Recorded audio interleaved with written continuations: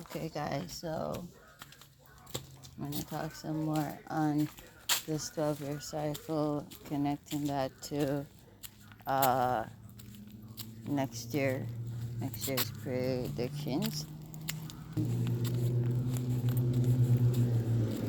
So pretty much, you can say that we're like this, like, the Chinese zodiac is like a year cycle. It's not a year, it's a 12-year cycle, but for example, right? And each year represents a month. The fifth year represents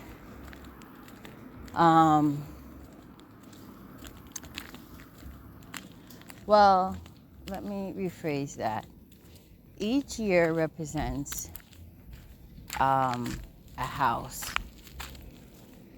There are 12 houses in astrology and 12 signs. Each sign is assigned to, each sign is assigned to a house. So, yeah, that's exactly what I meant. Not month. Each year is not in correspondence to each month. Each year is in correspondence to each sign. So the fifth year will represent or represents the fifth zodiac sign, which is Leo, the sun. Also the fifth house. So the fifth year represents the fifth house in the fifth sign, which is Leo. And therefore Leo is likened and similar to the dragon. Okay. And the sixth house, 6th year, 6th sign, Virgo, yada, yada, yada. Okay? Get the gist now? So, with the fifth house, when you say, oh, I'm a Virgo, that's sun in Virgo. I don't necessarily got my fifth house in Virgo. I could, but I don't necessarily do. But the sun rules the fifth house. So someone who does have their fifth house in Virgo, even if they are not a sun in Virgo, will come off similar to somebody who is a sun in Virgo because they got their fifth house in Virgo. Got the gist? So let's go on to what I really want to talk about. So this year, this 12-year cycle, which began 2020 and ends 2031, a new cycle beginning 2032, with the fifth house in Sag. So we can say that we are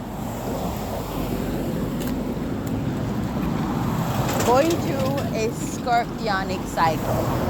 A cycle that is sun in Scorpio, because the fifth house is in Scorpio. Gather just now?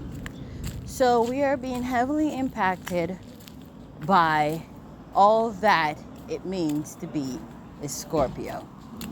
So we're all like little Scorpios during this 12-year cycle. I'm going to elaborate a little bit more. I'm going to the shop. Okay, so like I said, we're all like little scorpions during this cycle, because we're traversing sun in Scorpio.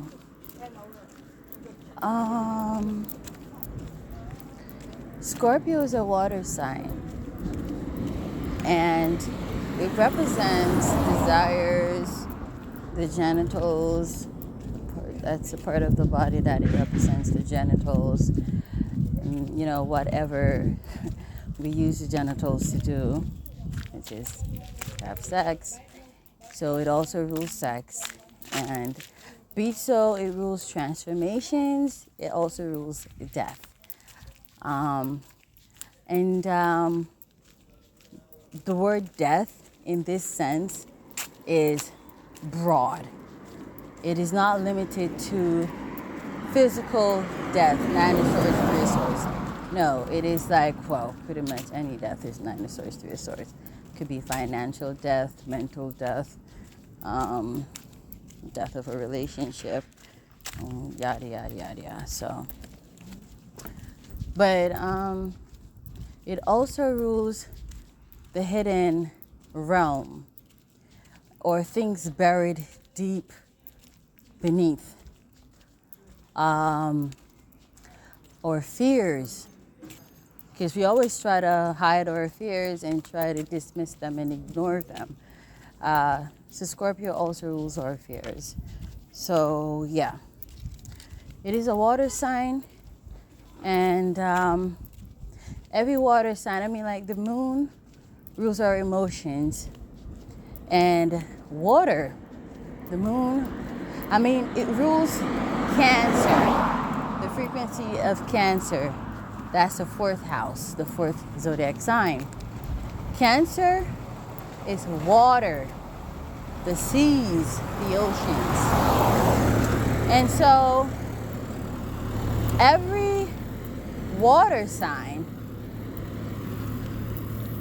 has, I'm not saying for a fact, because, okay, what I'm trying to say is, I'm a sun in Virgo. Even though my Jupiter is not in Capricorn, I still pull on that aspect because I'm a sun in Virgo. And the alignment for a sun in Virgo is Jupiter in Capricorn, Taurus in the first house. Okay? Yes. So, Taurus is not in my first house, but I still carry those frequencies just by being a sun in Virgo. And the overall appearance of me is a mixture of the sign that is in the first house of my sun sign and my actual ascendant.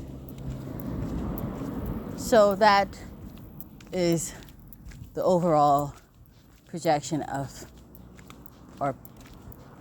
projection of me, or perspective of me. So for water signs, in their fire placements, you got water.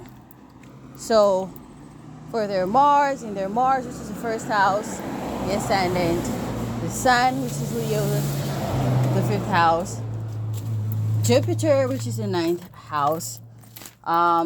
Those are fire houses, fire planets, fire placements.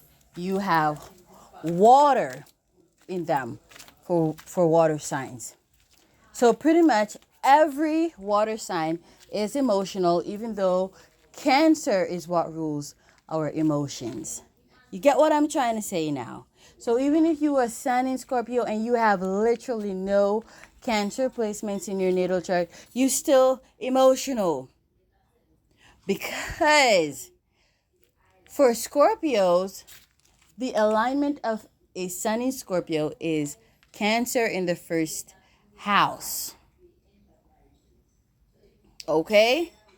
And even if you are Sun in Scorpio and you do not have Cancer in your first house, your ascendant, guess what?